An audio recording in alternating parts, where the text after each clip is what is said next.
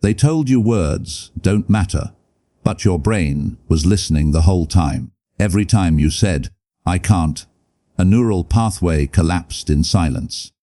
Every time you muttered, "I'm tired," your mitochondria dimmed like obedient lamps. You thought you were joking. Your brain didn't. Because to the subconscious, there is no such thing as just kidding. There are only commands and consequences. They say words are wind. They say speech is decoration. But I've dissected the truth like a surgeon.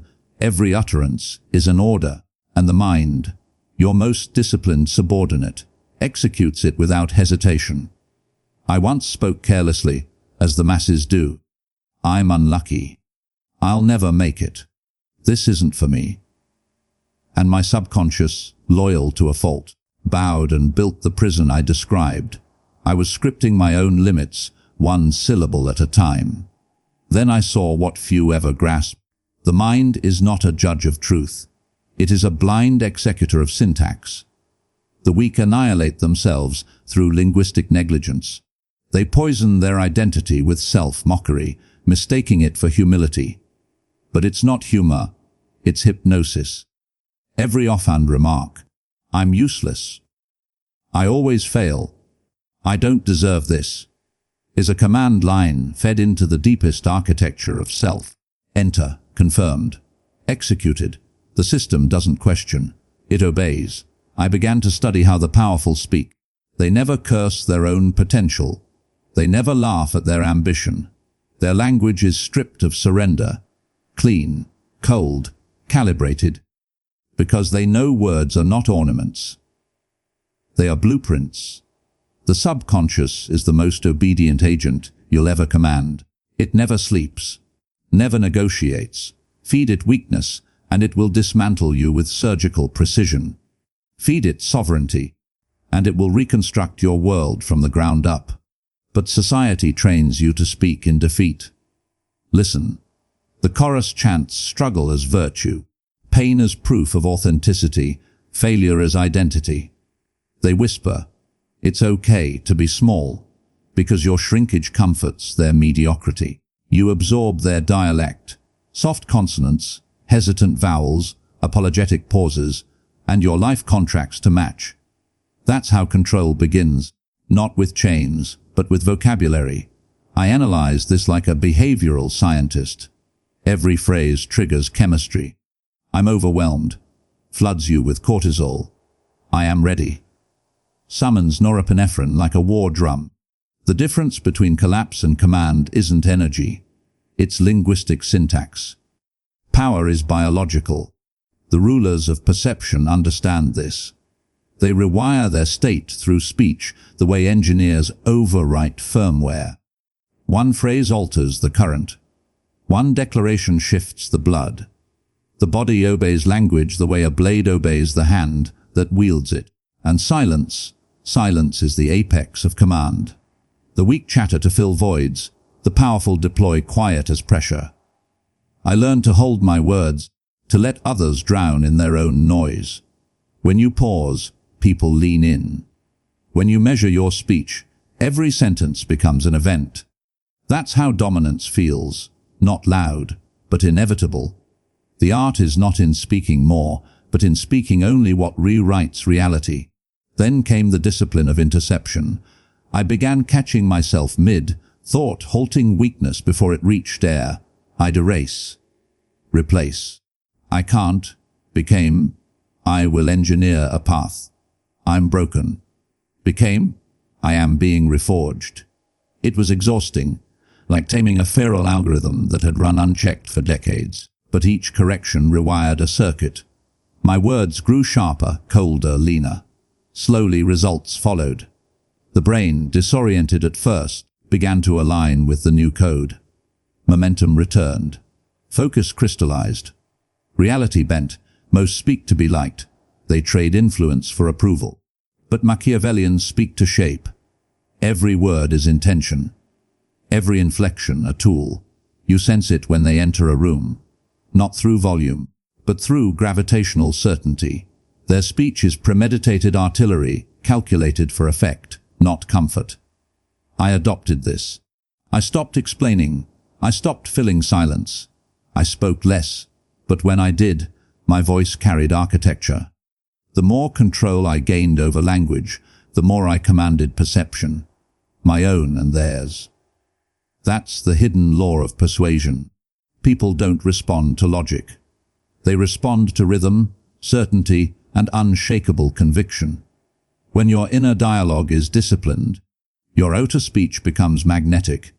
The world bows to those who sound resolved. Even when wrong, certainty wins.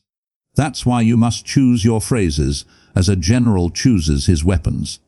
With timing, with lethality, with purpose. And then there's the deeper truth. Reality is not fixed. It is constructed through linguistic framing. The words you use define the boundaries of what you can perceive. Change your language, and you alter the scaffolding of your world. The impoverished speak scarcity, and see only lack. The sovereign speak abundance, and opportunity reveals itself. This isn't mysticism, it's neurology. The brain filters data to confirm the narrative it receives.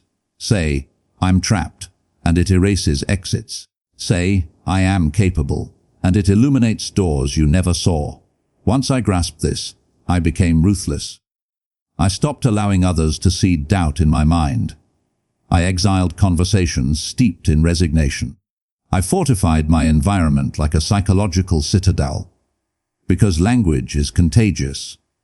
One careless friend can infect your mindset for weeks. People believe power comes from wealth or connections. No, power begins with what you permit to echo in your skull. Control your speech, and you control your state. Control your state, and you command your destiny. Now, when I wake, I address my mind as a general addresses a legion. Clear, absolute, unemotional. You will move. You will endure. You will dominate. The tone is not pleading. It is decree. The subconscious doesn't crave drama. It craves orders, and it obeys. The more consistent the commands, the faster reality aligns. Because your outer life is merely your inner dialogue amplified. The irony, once you master language, you no longer need to shout. People feel your certainty before you speak. They sense the stillness behind your eyes, the quiet conviction that cannot be fractured. That's psychological sovereignty, not aggression, but absolute control. The ability to remain centered while others fracture in noise. It's not magic. It's discipline. The discipline to never again speak against yourself. Most will never reach this tier. They'll keep joking about failure, underestimating themselves, treating words as toys.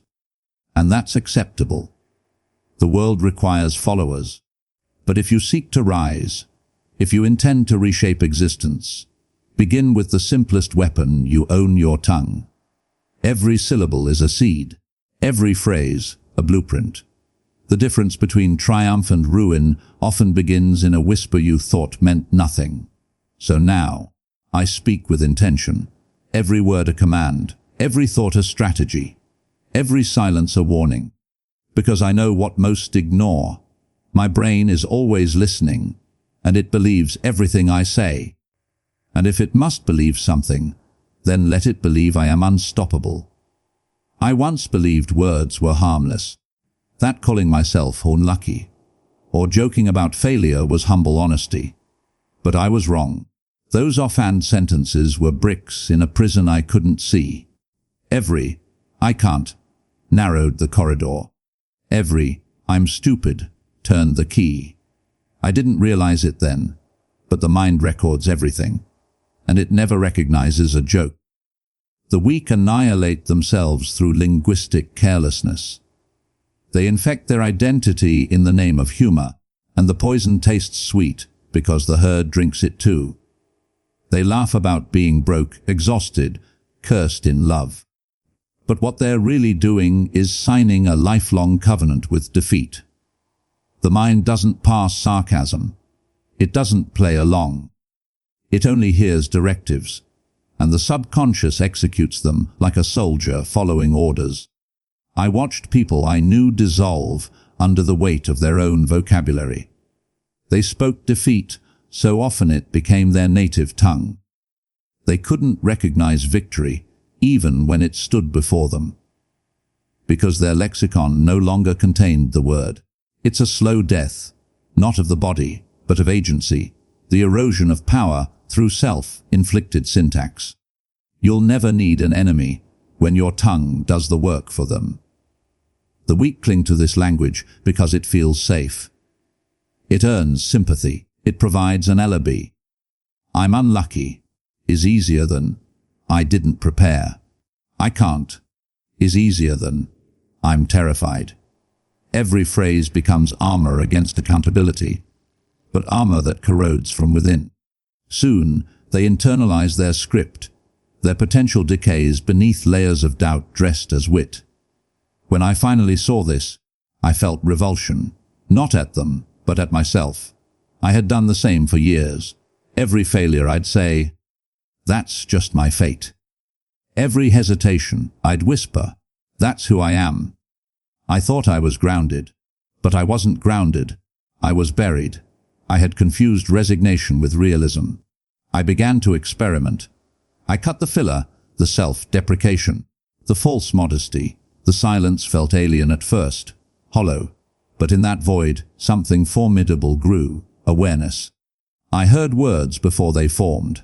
I noticed how often weakness tried to escape my lips, how my instinct was to shrink, to apologize for taking up space, and I stopped it. Every time, I forced new syntax into place. Not fluffy affirmations, not hollow optimism, but precise commands. I will solve this. I will adapt. I will prevail.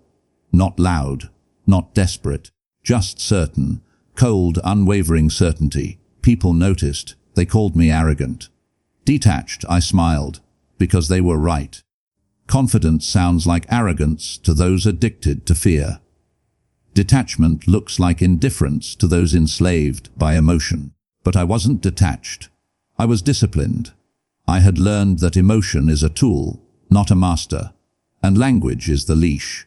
You see, every time you describe yourself, you sculpt your biology. Call yourself tired enough, and fatigue becomes your baseline.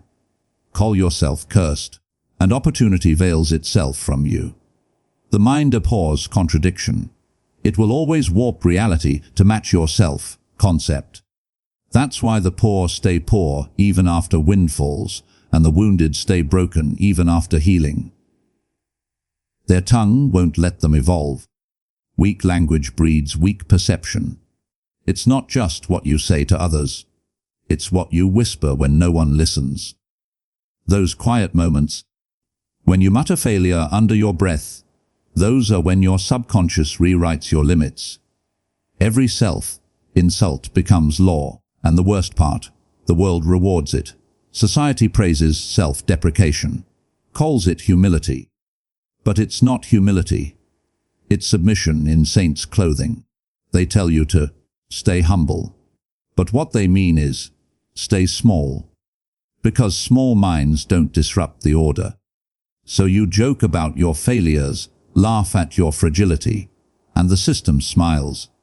Because you've just disarmed yourself. The powerful never do this. They understand the economy of language. Every word costs energy, so they spend it with precision. They speak like architects, not because they're born that way, but because they've trained their tongue to utter only control, direction, and inevitability. I began to emulate that. I purged words that didn't serve me. I banished, maybe, hopefully, someday. I replaced them with structure, with deadlines, with reality, forging decorations. I will. I must. It's done. The more I spoke that way, the more my mind aligned to manifest it. The more disciplined my language, the quieter my doubt became. It wasn't pretense. It was programming. Because that's all speech is, neurological code. The body reacts, hormones shift. Will follows. Say, I am confident, and the brain hunts for proof. Say, I am lost, and it extinguishes the lights. Now, when I listen to people speak, I know exactly who they are, not by their rare, but by their vocabulary. The defeated reveal themselves through soft phrases, nervous laughter, constant apology. They're fluent in limitation. The sovereign, however, don't waste breath explaining. They don't ornament sentences with emotion. Their words are lean, precise, functional, like the edge of a blade. And that's the irony. The stronger your language, the less you need to use it. You realize most conversations are traps designed to drain your focus. Most people speak just to escape their own thoughts. But once you master speech, silence becomes your ally. In silence, the mind sharpens. In silence, the weak grow uneasy, but the strong grow lethal. I used to think power came from volume. Now I know it comes from restraint. The fewer words I speak, the more they weigh. And every time I do speak, my brain listens first, because it knows my voice now commands reality, not reacts to it. That's the difference. The weak use language to describe their world. The powerful use language to forge it. So I guard my words like sovereign currency. I never joke about failure. I never call myself broken. I never insult what I'm building. Because I understand the subconscious doesn't laugh. It doesn't forget. It takes everything literally. And I refuse to give it instructions for weakness. Every sentence I speak now serves a purpose to construct, to command, to conquer. The old me died the day I stopped speaking like a victim. Because the truth is simple. No one can imprison you until you hand them the keys. And most people hand them over with a smile every time they open their mouth. They preach that the mind is free, but that's a comforting lie told by those who've never studied obedience. The mind is not free, it is bound. Bound by syntax, bound by repetition, bound by the quiet tyranny of your own speech. The subconscious doesn't debate ethics. It doesn't weigh truth. It simply executes. Every word you utter, especially the ones you whisper to yourself in the dark, is taken as sovereign decree. I learned this through ruin. For years, I fed my mind poison disguised as realism. I can't handle this. I'm not built for success. This is just how I am. Harmless? No. Each phrase was a command, and my subconscious, loyal beyond reason, carried them out with chilling precision. It made me slower, smaller, more hesitant. Not because reality demanded it, but because I ordered it. That's the Machiavellian revelation. Your subconscious is the most obedient slave you'll ever command. And if you fail to rule it, it will serve your fears, your past, your enemies, anyone who speaks louder than your discipline.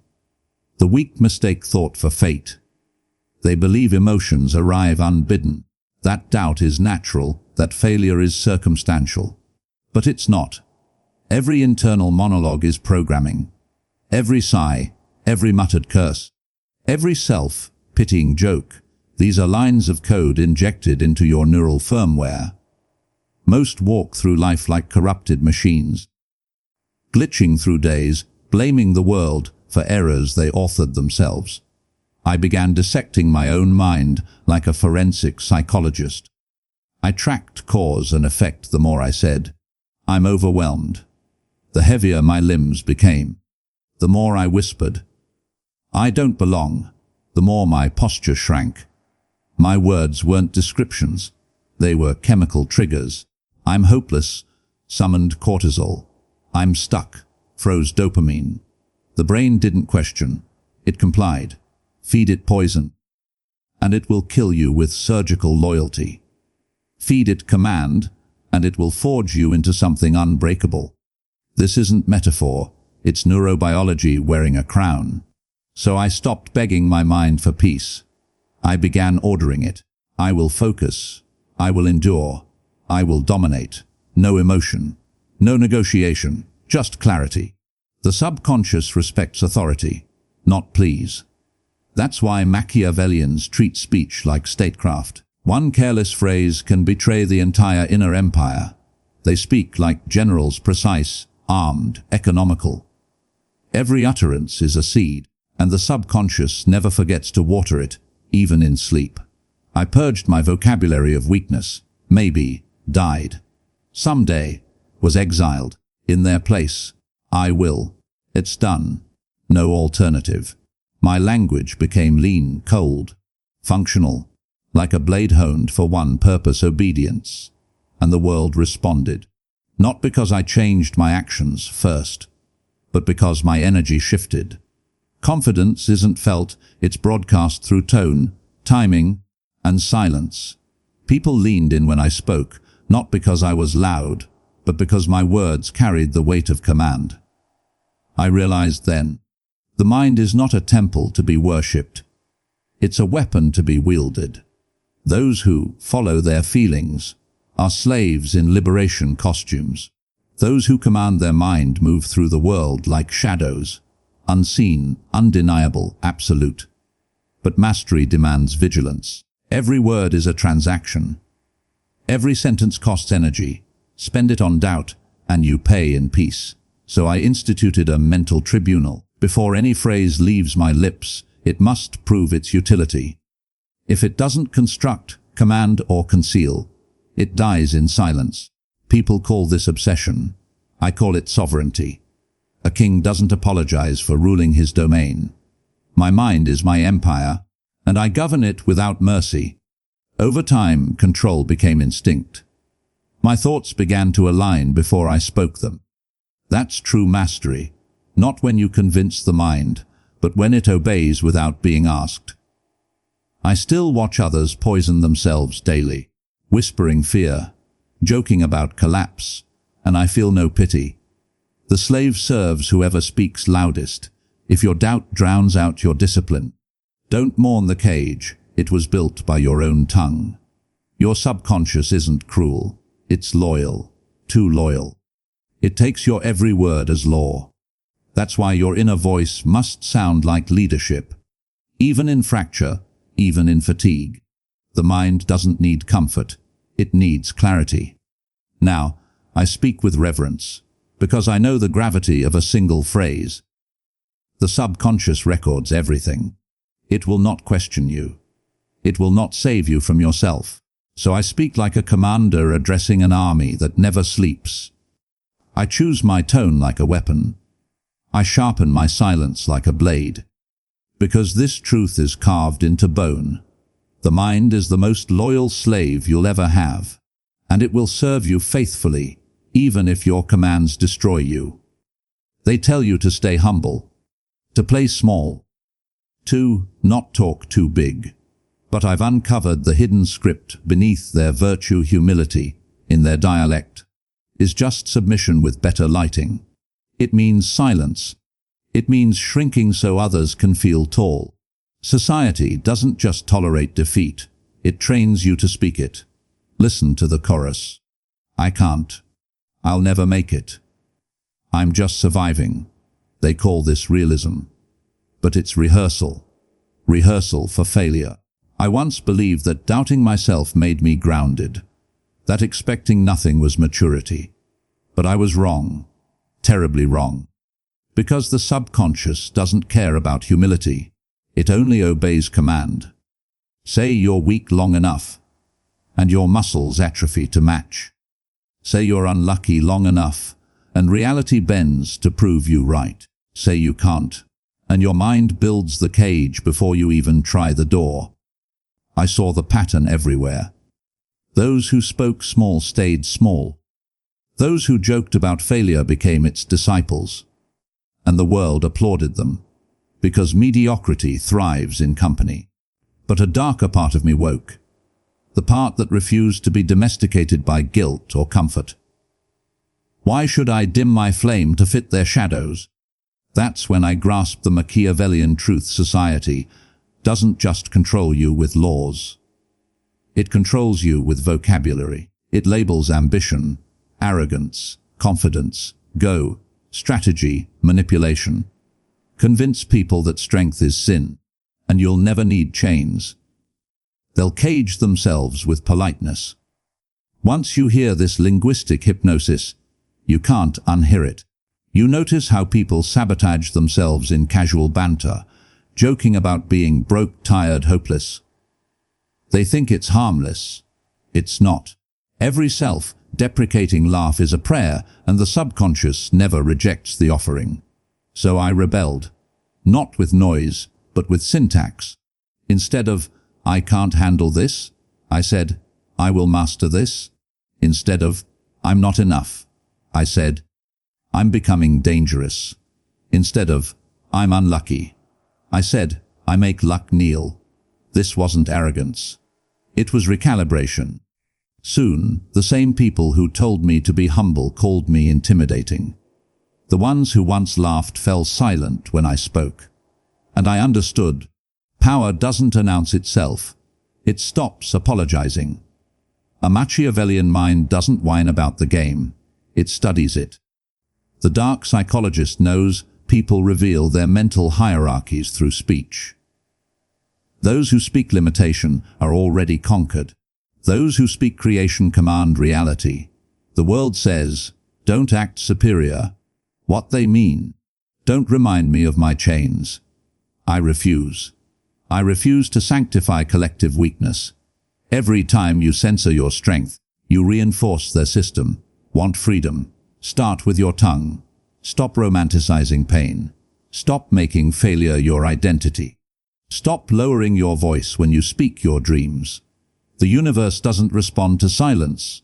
It responds to command. Conquerors, kings, and visionaries always spoke as if they already owned the world. Not delusion, programming. They scripted the battlefield before stepping onto it.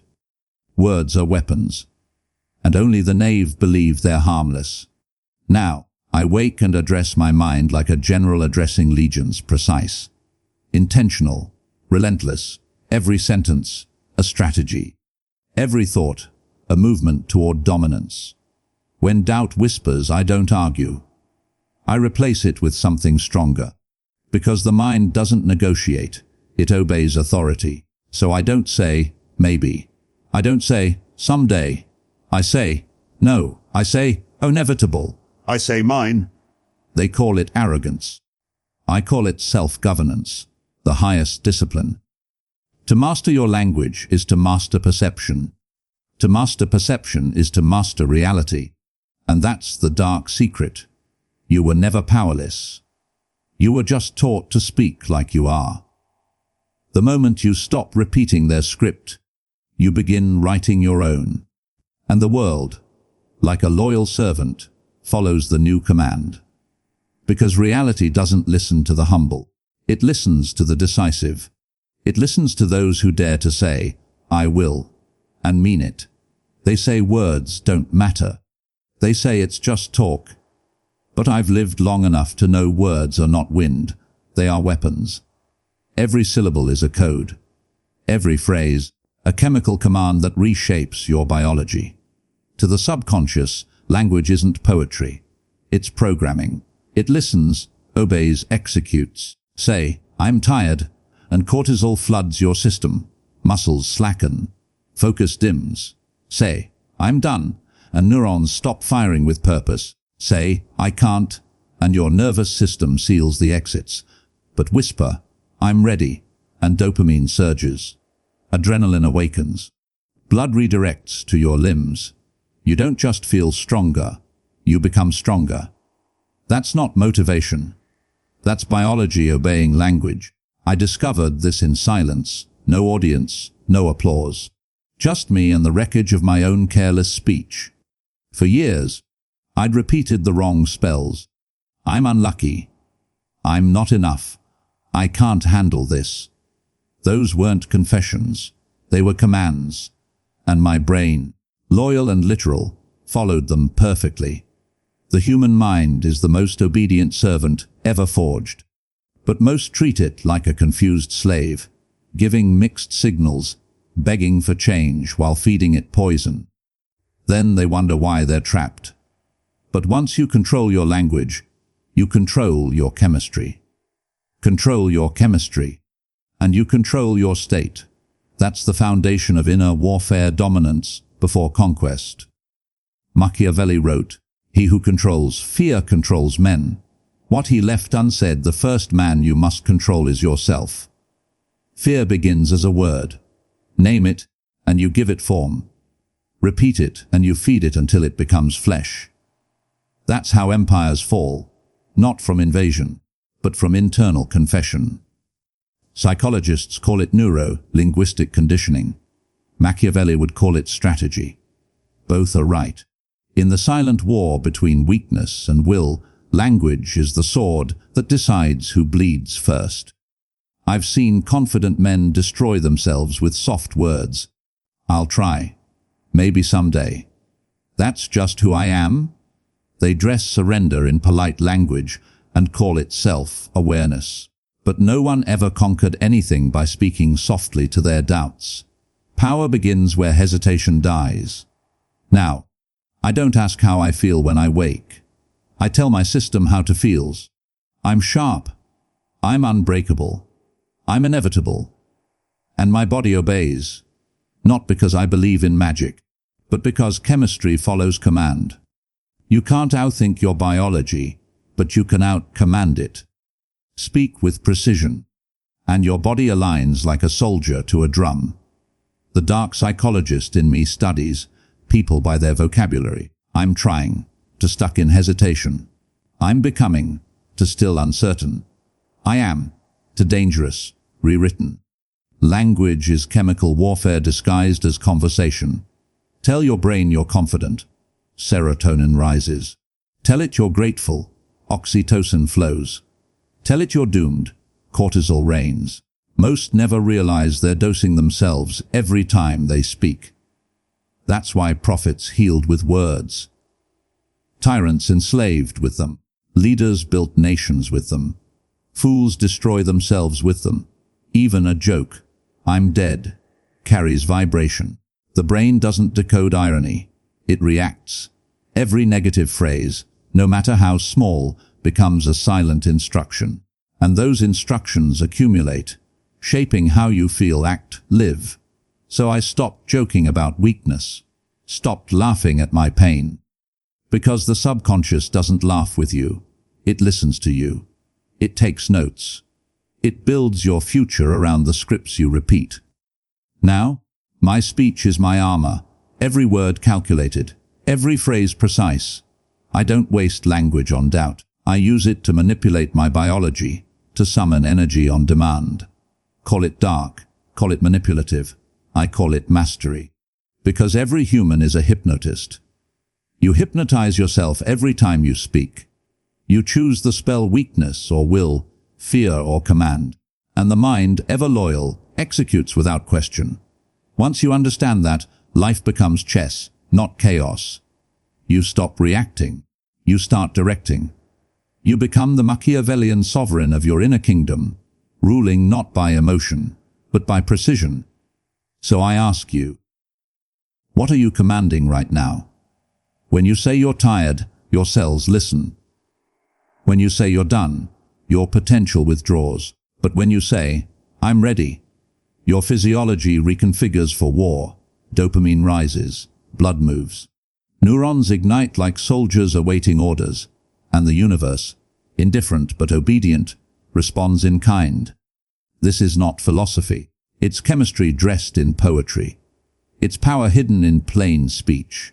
Every morning, I speak my own prophecy. I am not waiting. I am not hoping. I am commanding. Because the body obeys the tongue, and the world obeys those who command themselves first. Words are not harmless. They are the oldest alchemy, turning thought into chemistry, chemistry into action, action into destiny. And if you don't learn to wield them, someone else will. They call it silence, as if it were emptiness, as if the absence of noise meant the absence of power. But I've learned the truth. Silence is not the void between words. It is the weapon between them. In this world, people speak too much. They vomit opinions, emotions, insecurities, mistaking noise for influence. But real control begins when you understand that words are currency and silence is gold. The more you speak, the cheaper your presence becomes. The less you say, the heavier your voice grows when it finally lands. I once believed power came from persuasion, from volume, speed, cleverness. But time taught me a darker lesson. Those who talk endlessly reveal everything. Their fears leak through filler words. Their desperation hides behind laughter. Meanwhile, the silent ones, they watch, they measure, they wait. Silence isn't weakness, it's reconnaissance. The dark psychologist in me studies human tension like a predator studies prey. Sit across from someone. Say nothing. Hold their gaze. Let seconds stretch. Watch their pulse betray them. They'll scramble to fill the void, offering confessions, justifications, vulnerabilities, without you asking a single question. That's when you own the room. Silence, mastered, becomes the language of dominance. It forces others to project their insecurities onto your stillness. The weaker mind cannot endure emptiness. It rushes to fill it, handing you their psyche in fragments. I don't stay silent because I have nothing to say. I stay silent because I refuse to waste power on noise. In stillness, I map micro expressions, the twitch of a lip, the flicker in the eyes, the shift in posture. Words lie, bodies don't. And silence gives me the space to see what speech conceals. Most people talk to feel alive. I stay silent to stay aware, because awareness is control, and control is survival. Machiavelli knew this. A ruler who speaks too freely loses his mystery.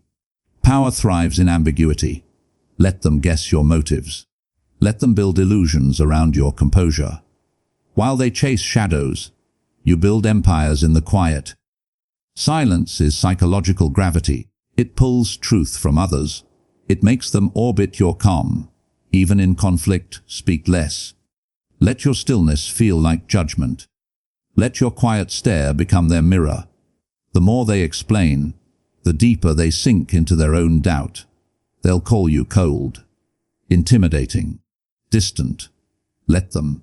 They mistake silence for emptiness because they've never met someone who doesn't need validation to exist. In negotiation, silence is leverage. State your terms, then stop. Let the air thicken. Watch them fill it with concessions. Because the human brain fears uncertainty more than loss. In arguments, silence is judo. Anger needs resistance to survive. Deny it that fuel, and it collapses under its own weight. Let them shout until they're hollow. Then, when they gasp for breath, your calm voice cuts like a blade. That's when control shifts. Not when you speak, but when you choose not to. But understand, silence without intent is muteness. True power lies in timing, in knowing that a single sentence, delivered after perfect stillness, can rewrite a room's destiny. The dark psychologist doesn't crave conversation. He craves reaction. Words are tools. Silence is the trap. When I pause, I'm not idle. I'm listening for the crack in their composure, the breath that hitches, the blink that lingers too long. That's where influence hides. There's elegance in restraint. The man who masters his tongue masters his empire. The one who blurts every thought is already enslaved by emotion, because emotion demands noise. Reason thrives in quiet. So I made peace with silence, with stillness, with letting others drown in their need to be heard. And in that void, I found my authority. Now, when I enter a room, I don't announce myself. I let silence arrive first. It unsettles the insecure. It calms the strong. Because silence reveals who people are when the performance ends. It is not emptiness. It is authority in stillness. The space between inhale and exhale, where decisions are forged and fates sealed. So, I speak only when my words can tilt the axis of reality. I wield silence not as absence, but as architecture. And in a world addicted to noise, the quietest voice often holds the sharpest blade. They say change begins with hope. They're wrong. Change begins with brutality. the kind that slices through delusion like a scalpel. Hope is soft. Awareness is surgical. When I finally listened to my own speech, not as comfort, but as data, I was horrified. Not by what others said to me, but by what I'd been whispering to myself for years. I can't handle this. I'm not ready. It's too late. Each phrase was a command, and my subconscious, loyal, literal, indifferent to truth, obeyed without question. That's when I realized I wasn't living. I was being executed by my own vocabulary. So I began reprogramming, not with affirmations, but with confrontation. Every time weakness tried to escape my lips, I intercepted it mid-breath. I can't. Became, I will engineer a path. I'm broken. Became, I am being reforged. It's over. Became, it's evolving. Each correction was an incision, removing linguistic rot before it metastasized. People chase motivation. What they need is a blade. Because reprogramming isn't about inspiration. It's about excision.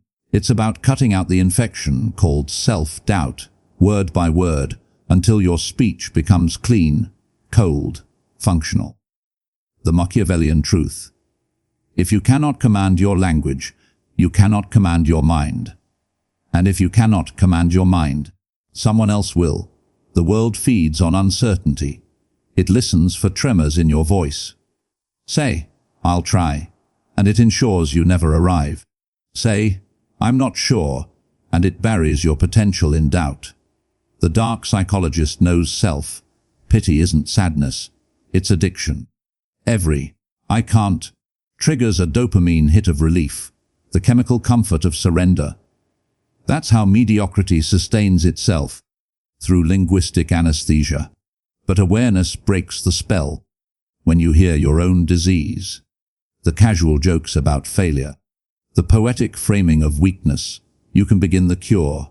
So I treated my words like live ordnance.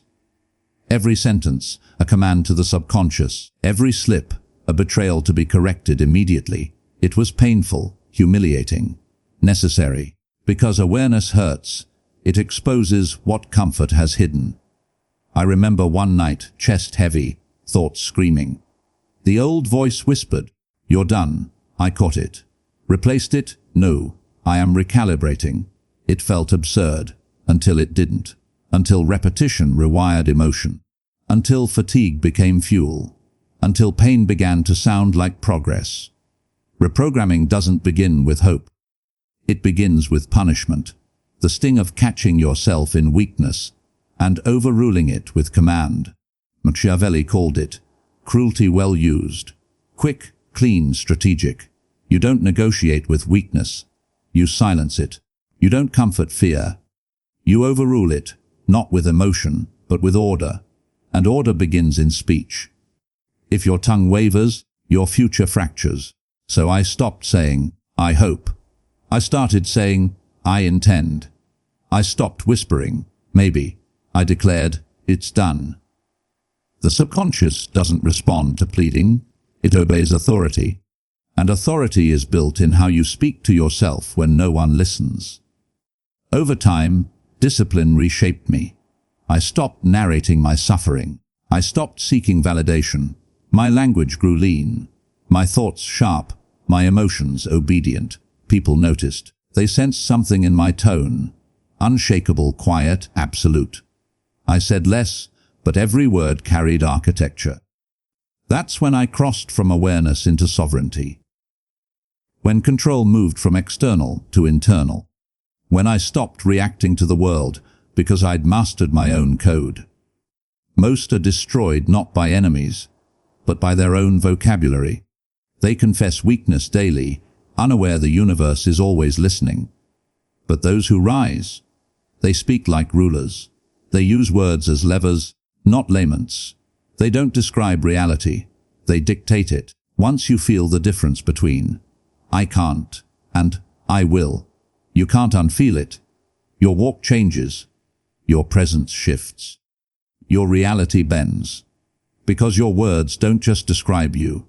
They train your biology to become you. Reprogramming isn't magic. It's 1,000 small linguistic victories. Until one day, you realize you no longer speak weakness. You command strength by default. And that's when the world begins to obey.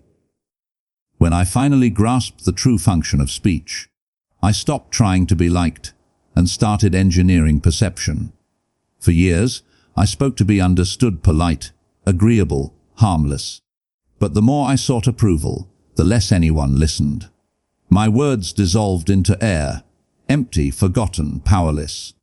That's when I realized words aren't meant to be liked. They're meant to cut, to shape, to infect. I stopped talking for connection. I started speaking for control. Most people speak to be accepted, to fit, to soften, to disappear into the background. But the moment you seek approval, you surrender psychological sovereignty. Every word becomes a plea, and a mind that pleads cannot command. It bends. It apologizes for existing. The Machiavellian mind operates differently. It doesn't speak to please. It speaks to plant. Each sentence is a seed, small, precise, invisible, designed to germinate in the listener's subconscious until they believe the idea was theirs all along. This isn't charm, it's strategy. I once watched a man, quiet, deliberate, lethal, enter a room and say one sentence, then silence. Within minutes, the entire group leaned toward him, seeking his validation, his reaction, his permission to feel certain. He controlled the emotional temperature without raising his voice. That's when I began studying speech as psychological warfare. True influence has nothing to do with volume. It's about intention. Every word must serve a purpose to reveal or conceal, to challenge or seduce. I learned to drop half-truths and watch who reacted first. The loudest always exposed their weakness. I stopped wasting words. Silence became my amplifier. People fear silence more than pain, because silence forces them to face themselves. When you stop explaining, stop apologizing, stop filling the void, you create mystery. And in mystery, power is born. I also discovered something darker with emotional precision. You can alter another person's neurochemistry. Tone, rhythm, pacing. They bypass logic and strike the limbic system directly. A whisper at the right moment pierces deeper than a scream. That's why the powerful never shout. They let tension do the talking. I began experimenting, slowing my words, stripping emotion, making each sentence feel heavy, inevitable. People listened differently. They leaned in. They obeyed the pauses. Because when your energy says, "I don't need to convince you," you become magnetic. Detachment is intoxicating. The paradox of influence. The less you try to persuade, the more people bend to your frame. So I mastered controlled detachment. I chose words not by what they meant, but by what they made others feel. You can make someone agree without proving you're right. You can earn trust without deserving it. Because belief is emotional, not logical, and emotion can be engineered.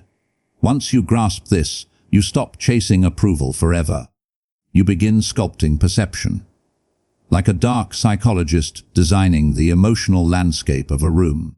You don't fight resistance. You redirect it. You give the illusion of choice, but every path leads to your desired outcome. Machiavelli wrote, "It's safer to be feared than loved." But the highest mastery, when they don't realize they fear you, yet still obey. That's the invisible power of psychological speech. You don't dominate, you design. And in that design, you learn. Words aren't expressions, they're architecture. Each one builds a mental structure in someone else's mind. Each pause gives it weight. Each tone decides whether it feels like a command or a revelation. Now, when I speak, I watch more than I say. I read micro-reactions. The eyebrow twitch, the delayed breath, the slight lean away.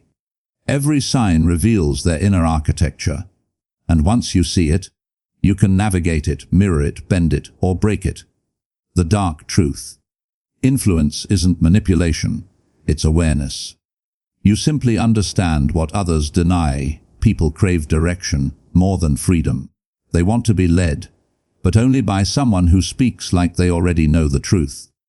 So I speak less. And when I do, every word carries the weight of silence behind it. Sometimes I say something kind, but calculated. Sometimes I reveal a flaw, but only to lower defenses. Sometimes I ask a harmless question that maps their entire emotional terrain. That's how you win without shouting.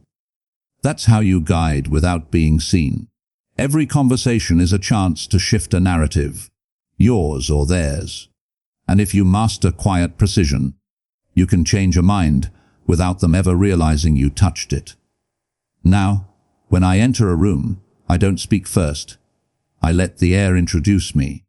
Because true power doesn't announce itself, it's felt. When I finally speak, the first sentence lands like a fingerprint, unforgettable, distinct, impossible to imitate. That is Machiavellian communication. That is the dark psychologist's voice, a whisper that lingers, a truth that feels like a threat. And the final lesson: you don't need to dominate conversations to control them. You just need to own the rhythm, the invisible current that decides when a word begins and when silence ends. Because in the end, speech isn't about saying more. It's about saying less, with more meaning.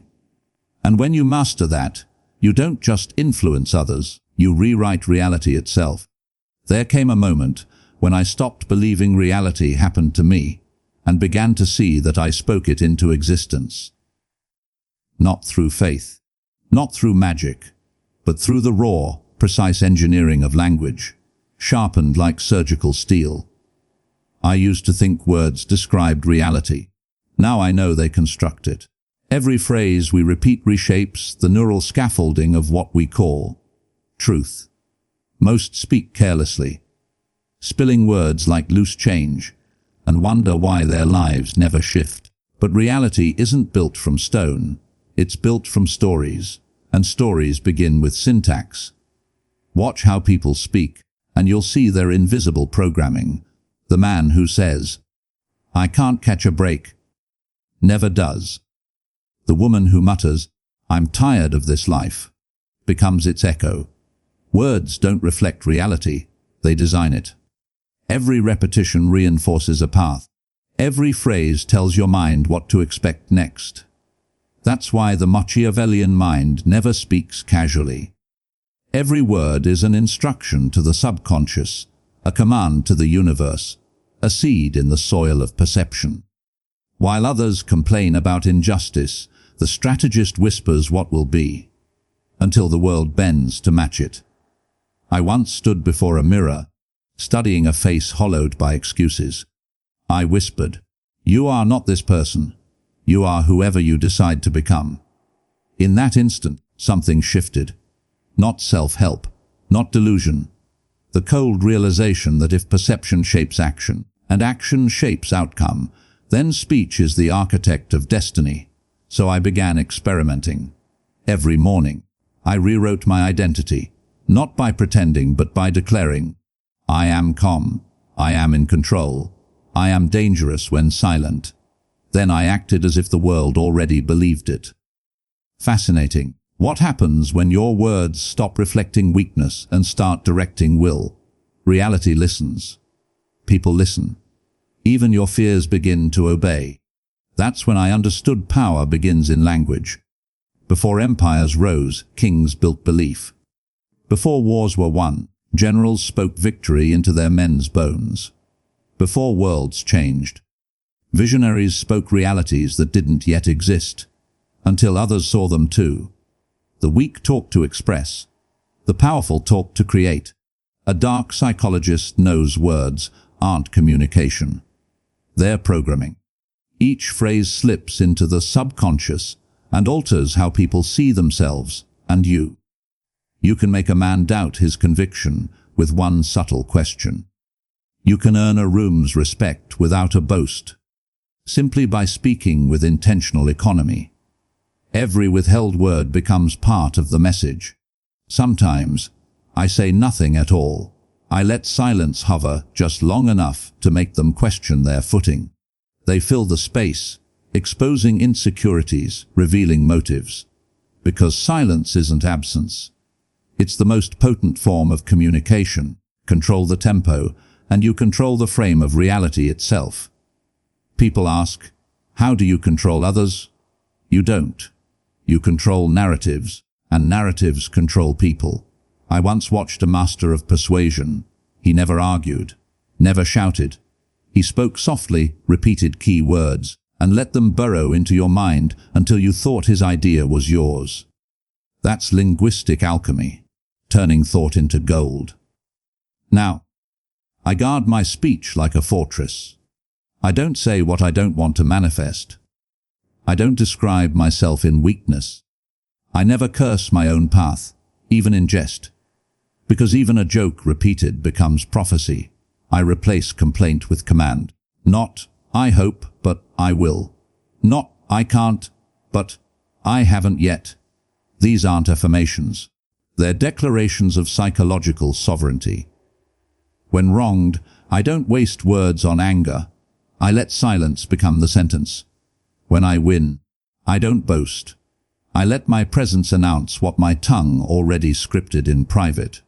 That's Machiavellian speech, precise, strategic, emotionally detached. You begin to see how language exposes character. I'll try. Surrender. I'll do it. Action begun. Silence several moves ahead. Reality is a negotiation. And the first to define the terms wins. Every word you speak programs your environment, sets emotional coordinates in the minds around you. Call yourself unstoppable, and the world tests that claim. Call yourself unlucky, and reality offers proof. So I stopped describing the world as it was. I began describing it as it should be. At first, it felt arrogant. Then, natural. Eventually true. The line between delusion and creation is paper, thin. But only those who dare to declare their reality before it's visible ever reach it. I once told someone, speak carefully. Your words are contracts with your future. They laughed. Months later, their own speech became their downfall. Now, I waste no syllable. Every word serves one of three purposes: to direct, to disguise, or to design. Because once you see the hidden architecture of speech, you see the world for what it is, a mirror of your own linguistic design. And that's when power becomes internal, unshakable, self-authored. So when I speak now, I'm not describing the present. I'm constructing the future, calmly, deliberately. Because reality isn't objective, it's perceptual. And perception bends to the strongest voice in the room. I choose to make that voice mine. There came a point when I realized the enemy wasn't outside me. It wasn't fate. It wasn't people. It was my own voice. The quiet whisper inside that kept repeating the wrong story. The story of fear, of doubt, of failure dressed as humility. For years, I let that voice dictate my life. I'm not ready. Maybe next time. It's just bad luck. I thought I was being honest. I was only programming myself for defeat. Because your brain doesn't care if your words are true. It only cares that you said them. Every word becomes an instruction. Every thought, a command. Every phrase you repeat becomes a pattern your subconscious obeys without question. Say, I can't. Your mind doesn't argue. It simply responds, understood. Say, I'm tired. It slows your energy to match. Whisper, I'll never change. It locks the doors to your evolution and burns the key. That's when I grasped the dark truth. My brain was never my enemy.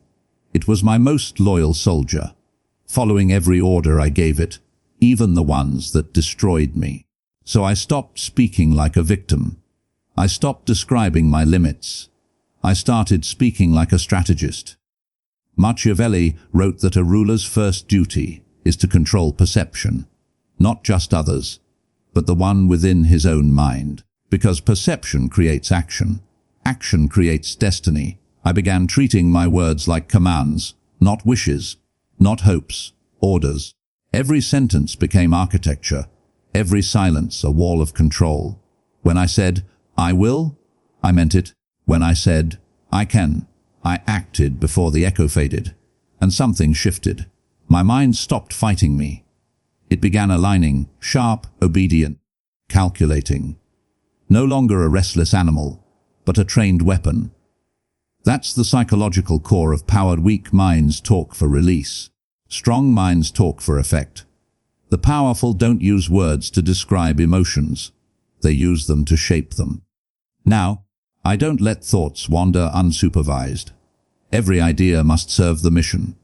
Every emotion must earn its place. Even silence has intention. Because real silence isn't emptiness. It's pressure. It's control. It's the moment before impact.